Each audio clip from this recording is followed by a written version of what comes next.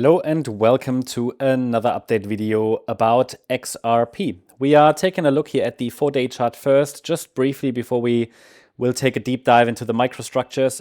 Bigger picture, yeah, we are still holding here above critical support, which is located between $1.21 and $2.08. And this is main support still unchanged. From here, we would still prefer a rally in a fifth wave to the upside. We however have to give the market some space to breathe, so this fourth wave could still extend a little bit lower before we go up higher. Main support is this Fibonacci support, and one more high would be ideal to complete the larger structure from the July low in 2024, where the price bottomed around 38 cents. The next upside targets, we have $4.20 as next resistance. This is quite weak, however, for a fifth wave, so I would prefer if the price could get at least to $5, better even $5.65 or even $6.60 as upside targets for one more high. But again, all of that is valid, and I'm going to watch for higher prices as long as we're holding that $1.20 level. What is going to be important is to understand that after one more high, we could get a larger correction. Now, that might be in the yellow scenario already a bear market, a really large correction. In a slightly more bullish scenario, we could get a fourth wave pullback and a fifth wave rally. But even then, I would not rely on that. And this would be a substantial wave 4, which could take a long time because it would be the same wave degree as the wave 2 that happened between April 2021 and June 2022. That also took more than a year, and these often are similar in duration.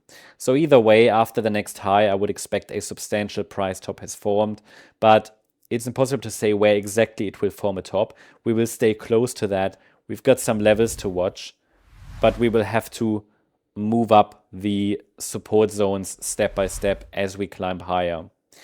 So looking at the XRP chart on the smaller time frame, then we will take a look here at the smaller time frame for our chart. And on this chart, you see basically that's just zoomed in what I just showed you on the larger time frame. First of all, we can still see down here that support area, and we can still expect the price to be in a wave 4, even if the price breaks out of this local range to the downside. It would just be a slightly different structure on the smaller time frame. It wouldn't change the structure on the larger time frame. That's very important to understand. But what I have shown here as a blue scenario, wave A, B, C to the downside, is currently not expected. It would be a reasonable alternative. I just want to show you what an alternative scenario would be. Looking at the preferred scenario on the smaller time frame, they are both pretty much the same, but the structure is slightly different between the white and the yellow scenarios. In the white scenario, I'm still tracking this triangle: wave A, complete; wave B, complete; wave C, complete; wave D, complete, and then an E wave, and we could break out to the upside. This is the white scenario. In this scenario, we could currently be working on the D wave of a triangle, get another higher low, and then break out. Condition is we're holding above $1.90. That would be the key level against which we focus on higher. And then the yellow scenario is slightly different. In this scenario, the wave 4 already bottomed, but the move up is a diagonal pattern. Slightly different structure.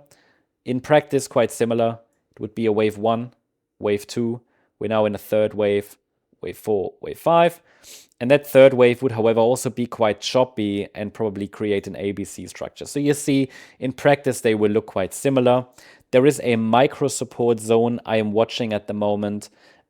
This is a bit tricky because really on the smaller time frame here, I am tracking higher prices, possibly, but it's not high confidence.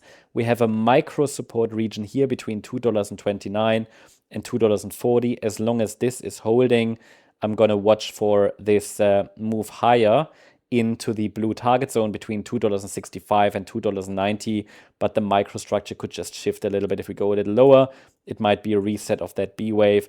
But this is there's a lot of detail there in the microstructure. It's not high confidence. I just want to highlight that as long as we're holding $2.29, higher prices would still be ideal.